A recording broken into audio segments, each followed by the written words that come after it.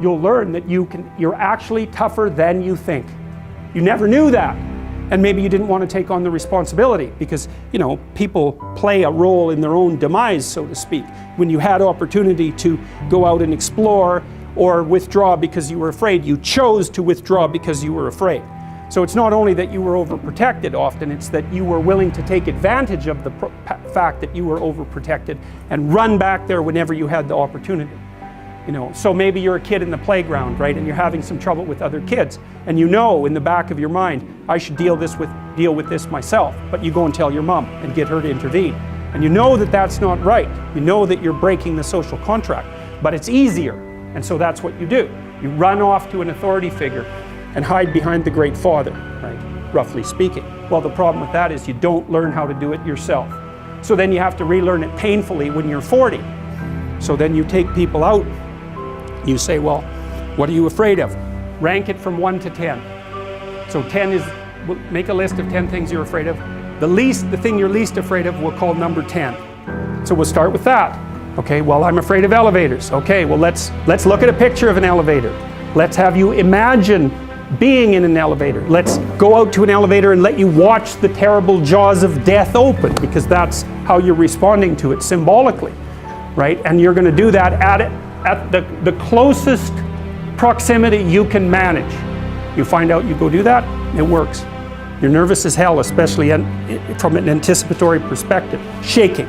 You go out, you stop, you watch it happen, and you actually calm down. You do that 10 times and it no longer bothers you. Well, what you've learned that you didn't die, but more importantly than that, you've learned that you could withstand the threat of death. That's what you've learned.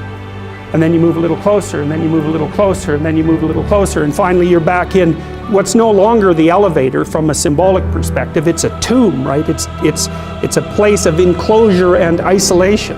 And you learn, turns out I can withstand that. And then you're much more together, much more confident.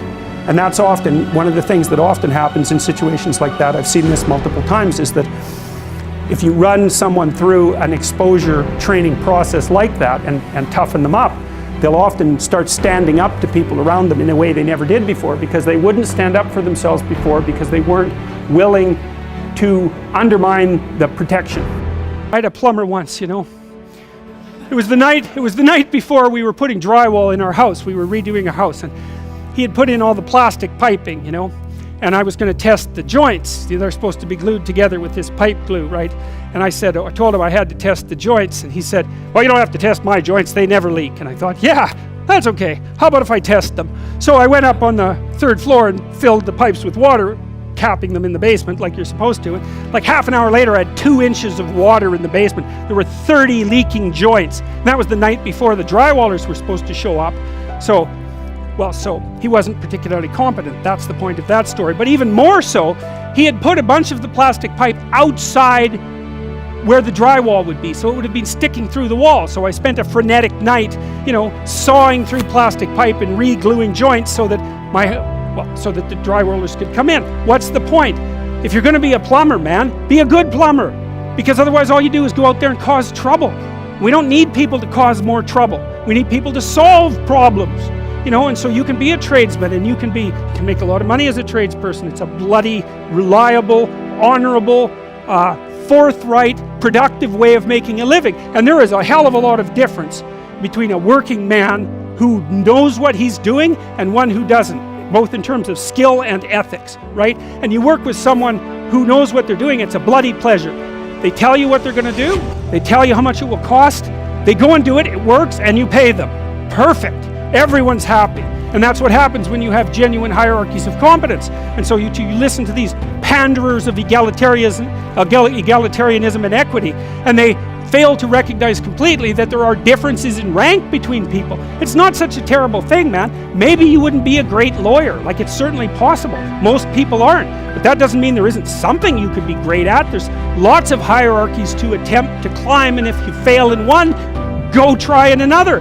But the point is, you're still trying to aim for the top. What are you going to do if you don't try to aim for the top? Flap about uselessly and whine about your life? It's not helpful. It'll just make you miserable. You're not reliable to anyone. You can't help out in a crisis. It's like, so you tell young people, and this is another message for conservatives, like, I don't care what you're going to do, but go out there and make something of yourself for God's sake. Be an honest person and work and get to the top of whatever it is that you want to get to the top of.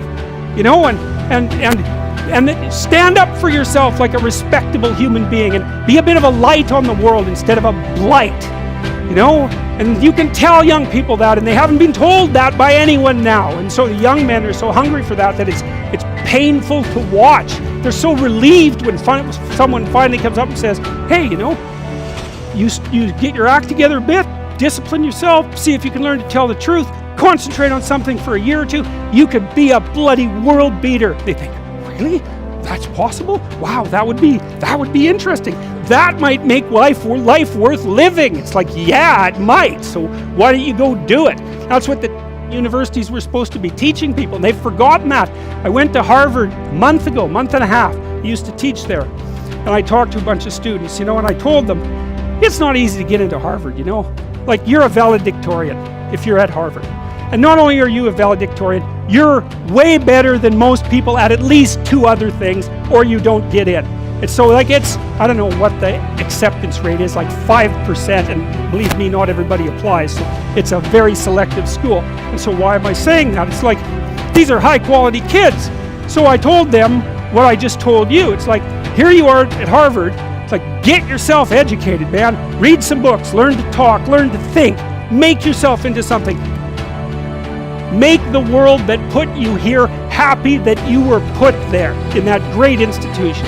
You know, and they came up to me afterwards and said, God, I wish someone would have told us that when we were in our first year. It's like, why didn't someone tell them that? For God's sake, it's supposed to be the greatest university in the world. Is it so difficult to figure that out? Watch people do very difficult things, like people who work in palliative care wards.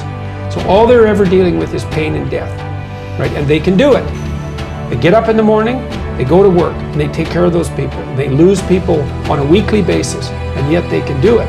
And what that shows is that if you turn around and you confront the suffering voluntarily, you find out that you are way tougher than you think. It's not that life is better than you think. Life is as harsh as you think. It might even be worse, but you are way tougher than you think if you turn around and confront it. And so then what you discover is that there's a spirit within you that can pursue something meaningful, that has the resilience and the strength to contend properly with the catastrophe of existence without becoming bitter. That's actually the central. So, and then I would say that's one of the central themes of 12 Rules for Life, is that make no mistake about it. Like, the first noble truth of Buddhism, life is suffering. This is true, and it's worse than that because it's suffering contaminated by malevolence. That's the baseline. And so that's very pessimistic. But the optimistic part is that you are so damn tough, you can actually not only deal with that, you can improve it. It's like, oh, well, that's a horrible situation, but it turns out that I'm armed for the task. Well, that's a great thing for people to know. And I think the fact that we're armed for the task is even more true than the fact that life is catastrophe contaminated by malevolence. We're stronger than things are terrible. And things are pretty terrible. So that means we're pretty damn strong. Wow. Yes, it's a very good thing to know. And it's not naive optimism. Yeah. It's a very different thing. It's like, no, things are terrible. They're brutal. And you are so damn tough, you can't believe it.